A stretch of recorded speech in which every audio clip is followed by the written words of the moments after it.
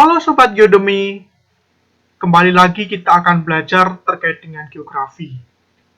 Jika pada video sebelumnya kita telah belajar terkait dengan konsep, pendekatan, dan prinsip geografi, kali ini kita masih mempelajari terkait dengan pengantar geografi, yaitu objek studi yang ada di geografi. Sebelumnya, jangan lupa untuk subscribe dan pencet tombol notifikasi untuk mendapatkan materi-materi menarik terkait dengan geografi di channel ini. Tentunya nanti jika materi ini bermanfaat, jangan lupa untuk klik like. Oke, kita langsung ke materi. Apa saja sih objek studi geografi? Objek studi geografi terbagi menjadi dua, yaitu objek material dan objek formal. Dalam objek material, kita akan mempelajari terkait dengan berbagai fenomena geosfer, antara lain atmosfer, litosfer, hidrosfer, biosfer, dan antroposfer. Lebih lengkapnya, kalian dapat melihat pada video terkait dengan pengantar geografi, konsep, pendekatan, dan prinsip yang ada di channel ini. Yang kedua adalah objek formal. Objek formal memiliki sudut pandang terhadap objek material. Jadi, segala sesuatu yang ada di objek material menjadi objek formal, yaitu segala sesuatu terkait dengan keruangan. Misalnya, apa yang ada di atmosfer. Gejala-gejala apa yang dapat kita temukan di atmosfer? Keunikan apa, karakteristik perbedaan apa yang dapat kita bandingkan antar ruang, seperti ruang darat, laut, dan udara, tentunya akan berbeda. Itulah yang namanya objek formal. Oke, selanjutnya ilmu-ilmu penunjang geografi. Yang pertama adalah ilmu alam. Dalam ilmu alam ini, geografi berkaitan erat dengan ilmu lainnya, seperti fisika, kimia, biologi, dan sebagainya. Geografi kok mempelajari fisika, kimia, dan biologi? Ya, karena segala fenomena geosfer yang ada di permukaan bumi tentunya membutuhkan berbagai perhitungan secara fisik, juga membutuhkan perhitungan-perhitungan kimiawi, dan mendeskripsikan hal-hal biologis yang ada di permukaan bumi. Lalu, ilmu-ilmu sosial. Ilmu-ilmu sosial ini melingkupi ekonomi, sosiologi, sejarah, dan sebagainya. Ekonomi, sosiologi, dan sejarah tidak hanya berkaitan dengan keberadaan manusia, tetapi juga terkait dengan semua makhluk yang ada di permukaan bumi. Sejarah terkait dengan perkembangan batuan, sejarah terkait dengan perkembangan tanah, sejarah terkait dengan perkembangan gunung api, itu dapat dipelajari melalui geografi.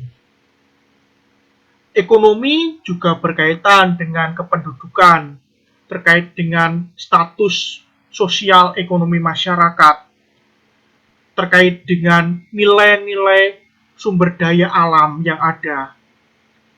Dan sosiologi juga terkait dengan manusia yang berhubungan dengan manusia lainnya.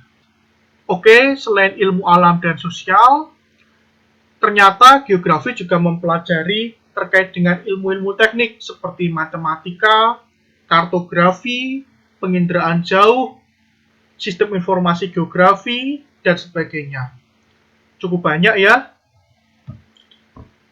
Karena geografi itu berkaitan dengan peta, jika di ilmu teknik ada kartografi, ada penginderaan jauh, ada sistem informasi geografi, Ternyata ilmu penunjang geografi juga berkaitan dengan seni.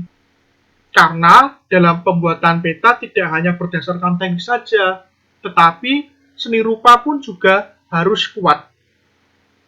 Kita membuat peta memiliki beberapa hal yang berkaitan dengan menggambar, mewarna, merepresentasikan, mencitrakan sesuatu hal yang tampak di muka bumi ke dalam sebuah kertas atau media digital. Selain peta, geografi juga harus bisa membuat skitsa terkait dengan bentuk lahan, pemanfaatan lahan, yang hal tersebut akan dilakukan saat observasi di lapangan.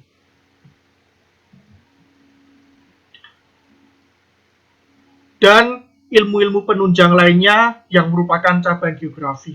Apa saja cabang-cabang geografi tersebut? Oke, cabang-cabang geografi tentunya berkaitan erat dengan fenomena geosfer. Dalam fenomena geosfer, kita akan mempelajari terkait dengan geologi, geomorfologi, pedologi, dan geofisika. Sedangkan atmosfer, kita akan belajar terkait dengan meteorologi dan klimatologi. Biosfer, kita akan belajar terkait dengan pitogeografi dan geogeografi. Hidrosfer, kita akan belajar terkait dengan hidrologi dan oceanografi. Sedangkan pada antroposfer, kita akan mempelajari terkait dengan geografi sosial, geografi penduduk, geografi permukiman, dan masih banyak lainnya. Ternyata cabang-cabang geografi itu banyak ya. Terkait dengan berbagai cabang-cabang geografi tersebut, yuk kita pelajari satu persatu. Yang pertama adalah cabang geografi dalam ranah litosfer. Geologi. Geologi mempelajari bagaimana batuan itu terbentuk. Strukturnya seperti apa? Komposisi batuan itu apa saja? Sejarah pembentukannya bagaimana? Proses perkembangannya seperti apa? Misalkan, di Jawa Tengah, di Magelang ada yang namanya Subdas Bompon. Di sana ada sebuah fenomena yang unik, yaitu pembentukan tanah yang memiliki ketebalan yang unik. Karena biasanya tanah itu hanya memiliki ketebalan 1 meteran, maksimal ya 2 meter, tetapi ini bisa sampai 5 meter.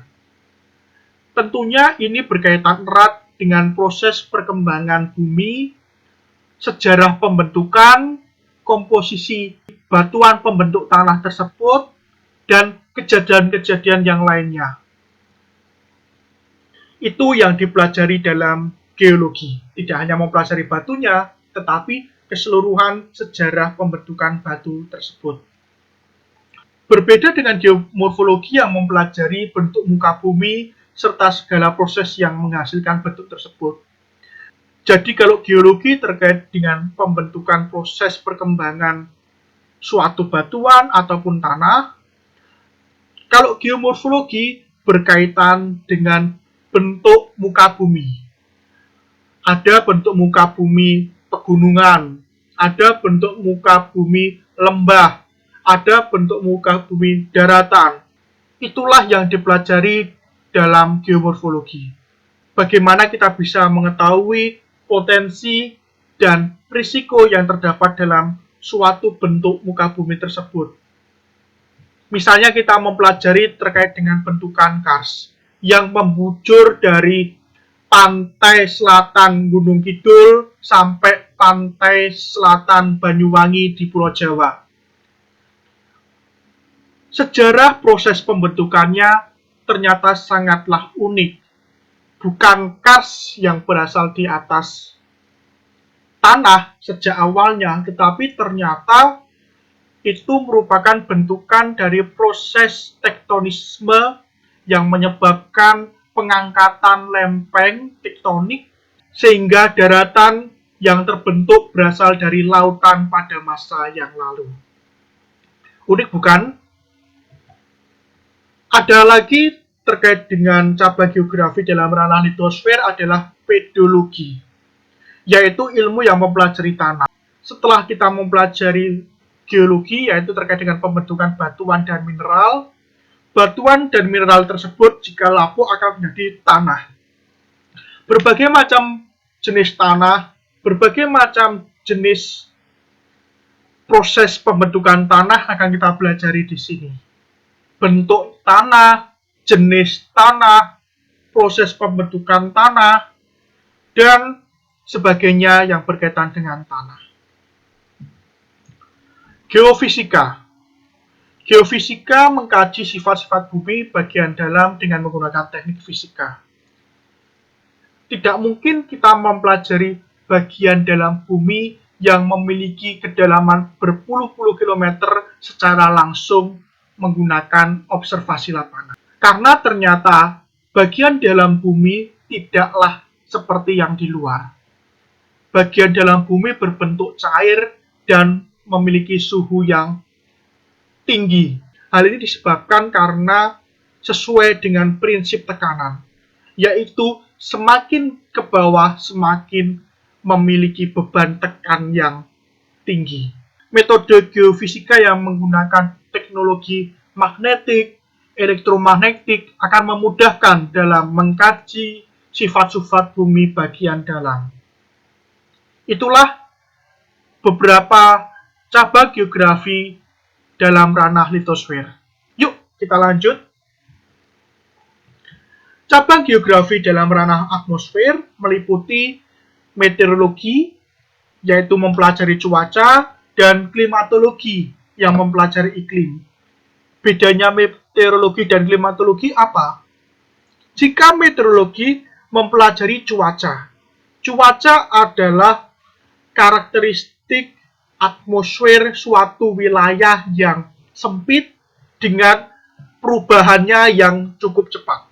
Misalnya, musim penghujan, musim kemarau, musim salju, musim semi. Itulah cuaca. Periodenya cepat, jangkauannya atau lingkupnya sempit. Sedangkan klimatologi yang bagaimana?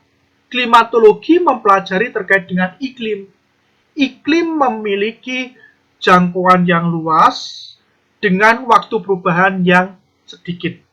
Misalnya, iklim tropis yang berada di sekitar garis khatulistiwa. Itulah perbedaan antara meteorologi dan klimatologi. Selanjutnya, cabang geografi dalam ranah biosfer. Ada dua cabang geografi dalam ranah biosfer. Yang pertama, fitogeografi yang mempelajari dunia tumbuhan dikaitkan dengan lingkungan tumbuhnya. Yang kedua adalah zoogeografi, mempelajari dunia hewan dikaitkan dengan lingkungan hidupnya. Dunia tumbuhan dan hewan berkaitan erat dengan lingkungannya. Hewan yang memiliki cadangan lemak banyak, punuk berair banyak, dan juga memiliki selaput mata, biasanya hidup di padang pasir atau gurun. Begitu juga dengan tumbuhan. Tumbuhan yang hidup di gurun memiliki ciri khas berdaun sempit, bahkan duri, dan memiliki zat lilin untuk menghambat proses penguapan. Hewan dan tumbuhan tadi kira-kira apa ya? Silahkan jawaban bisa ditulis di komentar. Ditunggu loh. Begitu juga dengan proses pembentukan daratan akan mempengaruhi variasi hewan yang ada. Misalnya Indonesia. Indonesia terbagi menjadi 3 pembagian karakteristik hewan, yaitu barat, peralihan, dan timur. Hal ini berkaitan erat dengan proses teknotisme yang ada. Dahulunya diperkirakan Sumatera, Kalimantan, dan Jawa itu menjadi satu bagian dengan Asia. Makanya Indonesia bagian barat memiliki tipe hewan Asiatik. Sedangkan Papua merupakan satu kesatuan tektonisme dengan Australia. Maka hewan Papua identik dengan hewan di daratan Australia. Peralihannya berada di Sulawesi dan Nusa Tenggara, sehingga diberi nama hewan peralihan.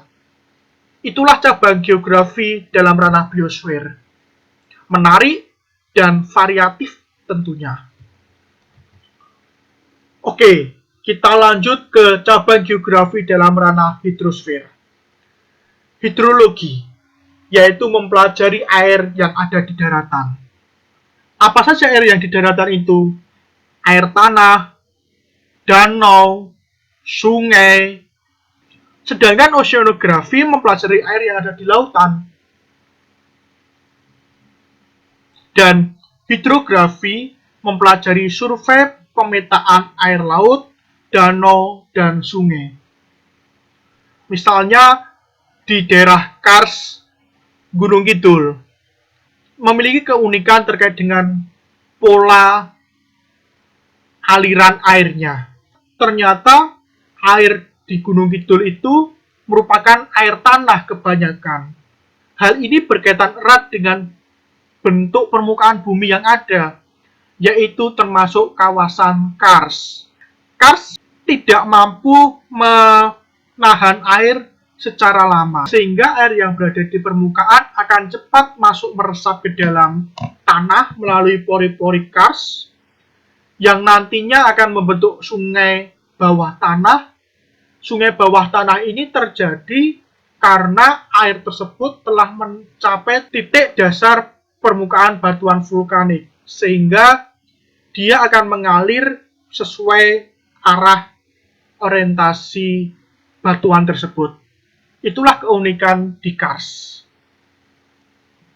Ada keunikan lain di daerahmu? Ceritakan di kolom komentar, boleh. Cabang geografi dalam ranah antroposfer cukup beragam. Ada geografi sosial yang mempelajari kaitan kehidupan sosial dengan kondisi lingkungannya, geografi penduduk yang mempelajari terkait dengan demografi, dan geografi permukiman yang mempelajari pola permukiman manusia di muka bumi, yang terbagi menjadi geografi perdesaan dan geografi perkotaan. Selain itu, cabang geografi antroposfer saat ini juga merambah pada geografi industri yang mempelajari terkait fenomena perindustrian, fenomena pabrik yang ada di Indonesia. Geografi pariwisata ini cukup menarik beberapa dekade ini karena sektor pariwisata merupakan salah satu sektor unggulan yang ada di Indonesia bahkan di dunia, menggantikan sektor minyak atau tambang.